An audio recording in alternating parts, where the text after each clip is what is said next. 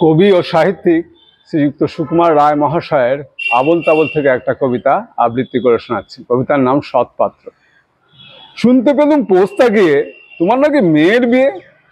গঙ্গারামকে পাত্র পেলে, জানতে চাও সে কেমন ছেলে? মন্দ নয় সে, পাত্র ভালো, রং যদিও বেজায় কালো, তার উপরে মুখের গড়ন অনেকটা ঠিক পেঁচার মতন। বিদ্যে বুদ্ধি বলছি মশাই, ধন্যী ছেলের অধ্যাবসায়। 19টি বার ম্যাট্রিকে সে ঘায়েল হয়ে থামলো শেষে। বিষয় আশায় ওরই বেজায়, কষ্টে সৃষ্টে দিন চলে যায়।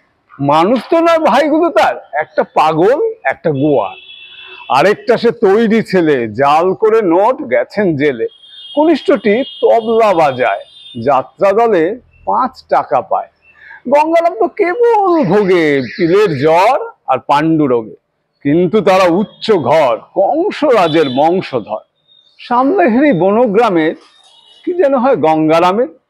যা হোক, এবার পাত্র পেলে এমন কি আর মন্দ ছেলে।